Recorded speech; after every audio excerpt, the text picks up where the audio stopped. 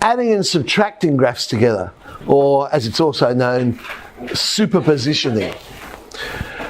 I guess the simplest way of doing it is physically adding the values together, the y values together. Now you can do it with a ruler, you can do it with your finger and add them together, however you choose to do it. So x plus 1 on x, one way we could do it is draw y equals x, draw y equals 1 on x, and then I just pick different values along the way and add them together. Now, an obvious one to add together is the point of intersection, because it would just be double, whatever that is. Is that the first one I did? Yes, it was. And there's another point of intersection on the left-hand side, so I'll add those two together. Now, if I had x-intercepts, then obviously they would be logical. There's no x-intercepts here, though. But notice this.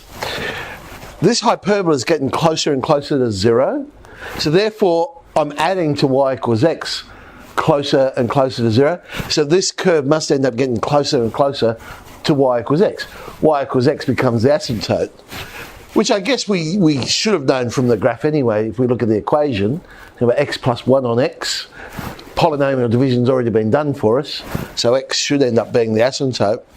But let's say if I'm unsure, simply get a ruler, get your fingers, whatever, and say, right, I'm going to add that y value to the graph. I'm going to add that y value to the graph, and so on and so on. So I'm adding the hyperbola to the line, and I end up with that sort of shape. Now, any vertical asymptotes must remain, because if it's undefined in one of the functions, then you can't add them together, because how do you add something to undefined? So the vertical asymptotes will remain. So keep in mind, that's what I was just saying. So discontinuities, any exclusions in the domain of one function will remain in the new function. So x plus 1 on x we just looked at, 1 minus 1 on x. How boring, they're both 1 on x. But okay, let's add these two together. It is quite interesting actually when you add these two together, because if I was just to look at that and add them together, I'd think what I'm going to draw is y equals x plus 1. But it's not, because x can't equal 0. You see, we're not drawing the line y equals x plus 1. We're drawing x plus 1 on x plus 1 minus 1 on x, and it's impossible to substitute 0 into that. So yes, it'll look like the line, but we'll have a point discontinuity at x equals 0. Because you always go back to what the original question was, and the original question would have been here, function x plus g of x. It's not draw x plus 1, it's draw function x plus g of x. So that discontinuity remains. X-intercept, if function x equals negative g of x, but if you notice symmetry in the two, so one graph is, say, 5 centimetres above the axis when you measure it, and the other one's 5 centimetres below, well, when you add them together, you must get 0, so it becomes an x-intercept. Like functions retain symmetry. What does that mean? If both of them are odd, then when you add them together, it'll still be odd. If both of them are even, then when you add them together, they'll still be even. Absolute value of x plus 3 plus absolute value of 1 minus x.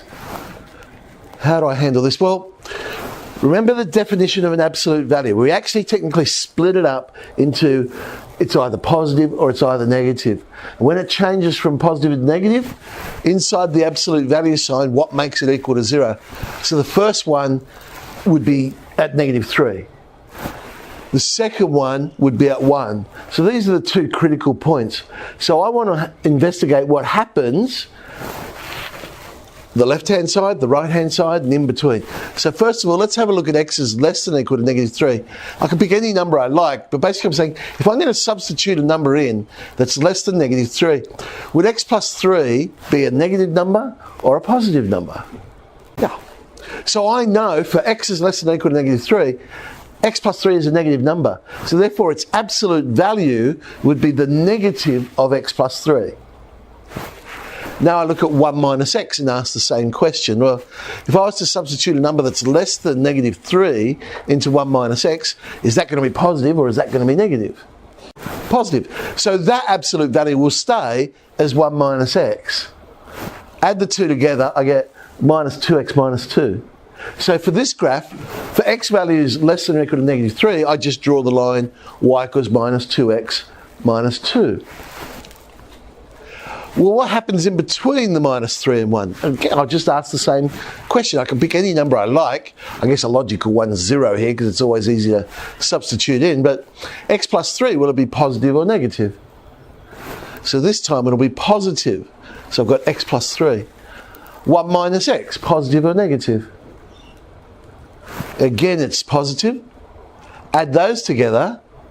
So in between minus 3 and 1, I'm just going to have the horizontal line y equals 4. Now let's have a look when x is bigger than 1. X plus 3, positive or negative? So it'll be positive, so it stays as x plus 3. 1 minus x, positive or negative? It's negative, so it'll be minus 1 minus x. Tidy that one up, and it's the line y equals 2x plus 2. So let's draw it in. So I said from negative 3 to the left of that, I've just got the line y equals minus 2x minus 2. Then we have the horizontal line, y equals 4. And then on the right-hand side, we have y equals 2x plus 2. And so that's what that particular graph would look like. Now when we're subtracting graphs, I tend to still do adding graphs, but I draw the graph y equals negative gx. So whatever gx is, I reflect it in the x-axis and then add those two together. So that way I'm always just adding graphs, right? I'm not worrying about subtracting. So if I get x minus sine x, there's y equals x. There's y equals minus sine x. I'm going to add these two together. So key points would be things like, well, the x-intercepts, we've got several of those. So 0, 0 is going to be there. Over here I've got a point, and then I'm starting to run out of room. The next x-intercept I haven't got a line to add it to. And then on the left-hand side, there's the x-intercept, so I'm adding 0 to the red line. And again, I've run out of room. Those turning points, if I add the blue to the red, or the blue to the red, I can get those key points. And what we get is it's not actually a sine curve, because you'll notice it's not symmetrical between those two intercepts on the red line, but you still got some sort of curve that'll be winding along the line y equals x. So our purple curve there would be x minus sine x. So let's play with superpositioning.